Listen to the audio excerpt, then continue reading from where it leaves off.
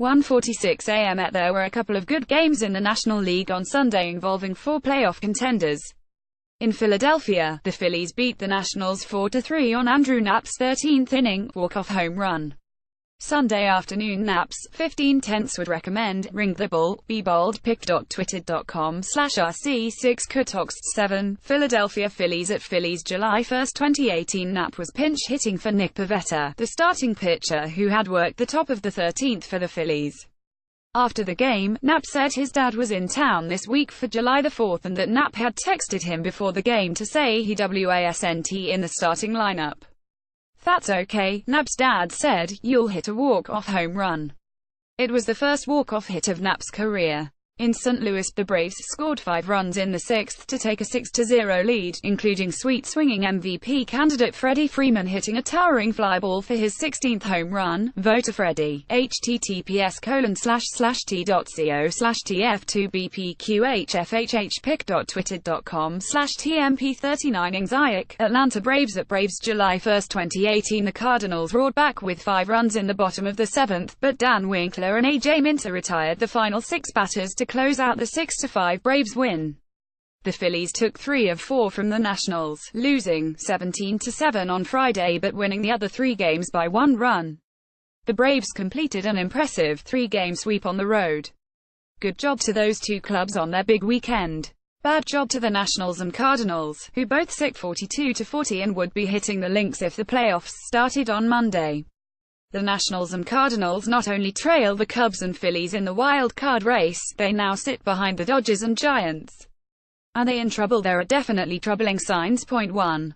Mediocre offenses. This is maybe the most disappointing aspect of both teams.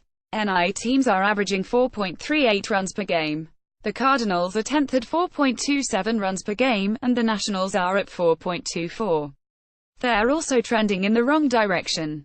While scoring across the NL was up in June at 4.52 runs per game, the Cards and Nats both averaged an even 4.0 per game. Bryce Harper certainly deserves some of the blame in Washington.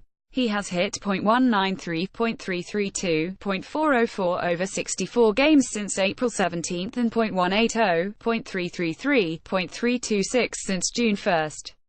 The Nationals also have the worst production in the majors at catcher, hence the JT Realmuto trade rumors, and since Howie Kendrick went down, their second basemen have hit .232, .246, .341. For the Cardinals, Marcell Ozuna was supposed to be the Harper, and while HES hitting .285, his .746 ops and his on-pace total of 20 home runs are well below his .924 and 37 figures from 2017.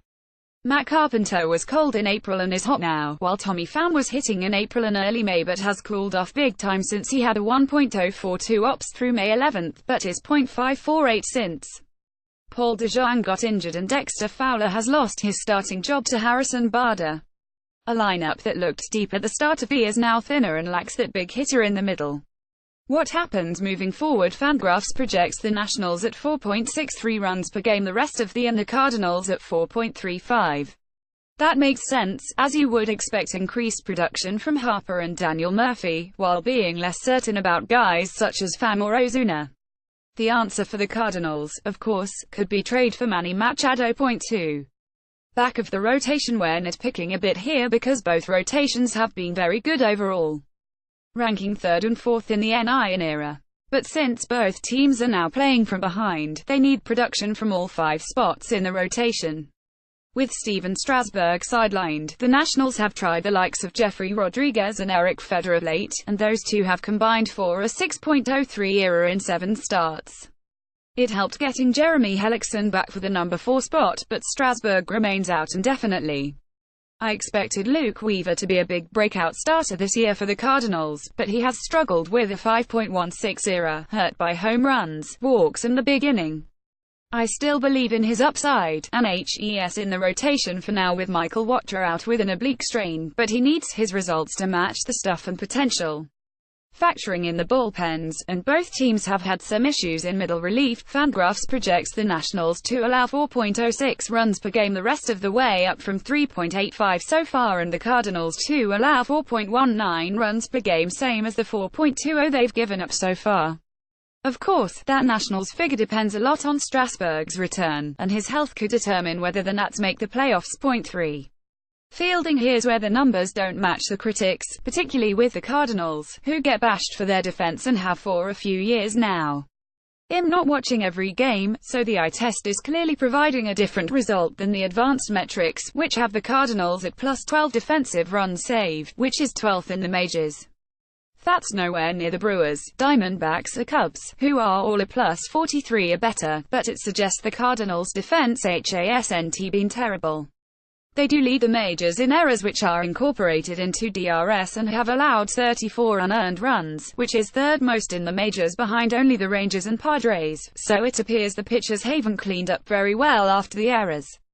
The Cardinals do have a couple of supreme defenders in Bardo. One reason he'll continue to play and Colton Wong, while Jose Martinez is bad at first and Fam's metrics in center haven't been great, -7 DRS. Yero Munoz, filling in for De Jong at shortstop, has been a problem with 8 errors in 28 games started. Point 4. Managers. This could be the third straight playoff loss for the Cardinals. Hey, there are high standards here. That hasn't happened since 1997 to 99. For whatever reason, and maybe Mike Matheny is part of the whatever, the sum of the parts hasn't added up as well as it might have the past threes. Dave Martinez is more of an unknown, but he has taken a team that had 95 and 97 wins under Dusty Baker and has them on pace for 83 wins. Some of that is the result of Nationals beating up on a weak division the past 2 years, 47-29 in 2017 and 51-25 in 2016. In 2018 they're 13-16, that might be the telling statistic. It could be that we're headed for no Nationals and no Cardinals in the postseason for the first time since 2010. Quick notes: Blake Snell had to have locked up a spot on the All-Star team with another gem on Sunday, holding the Astros to 1 run and 4 hits with 10 kiloseconds over 7 1/3 innings. He lowered his ERA to 2.24, and since May 18, he has a 1.43 ERA and .157 average allowed. Wow, it was Canada Day, and Canadian James Paxton started for the Mariners on James Paxton Bobblehead Day. The bobblehead featured an eagle on Paxton's shoulder to commemorate opening day, when an eagle landed on his shoulder. All Paxton did was toss 8 scoreless innings with 11 strikeouts, all swinging in a 1-0 victory for the Mariners, their 7th straight win and 26th by 1 run, tying the mark for most ever through 85 games. Yes, Edwin Diaz closed it out, striking out the side for his 32nd saved catch of the day from Kevin Pillar. Red jerseys. Red cape. At K-Pillar 4 just committed grand larceny, fearful facepic.twitter.com/QuiafCup. Toronto Blue Jays. At Blue Jays July 1, 2018, John Lester homered for the second time in his career as the Cubs won 11-10, scoring double digits for the 4th game in a row. Big John energy. Everybody in pic.twitter.com/QBS0318. Joe, Chicago Cubs. At Cubs July 1, 2018. Finally, the Yankees bombed David Price for 5 home runs in Sunday night's 11-1 blowout, and Luis Severino put an exclamation point on his bid to start the All-Star game. Luis Severino is the best pitcher in the AL. There, I said it. Bronx Bomber Ball. At Bronx Bomber Ball July 2, 2018. It's July. Okay, Monday is actually July 2nd, but Sarah Langs of ESPN Stats Information passes this along. Since 1996, 15 of 22 World Series winners led their divisions entering July 1.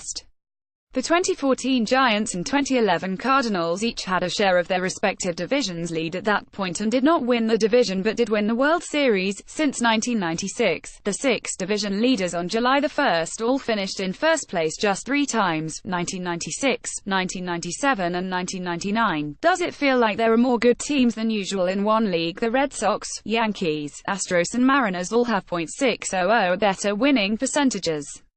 From Elias, this is the first time in a non-strike shortened in the modern era since 1900 that 4 or more teams from a single league entered July with a winning percentage of .600 or better.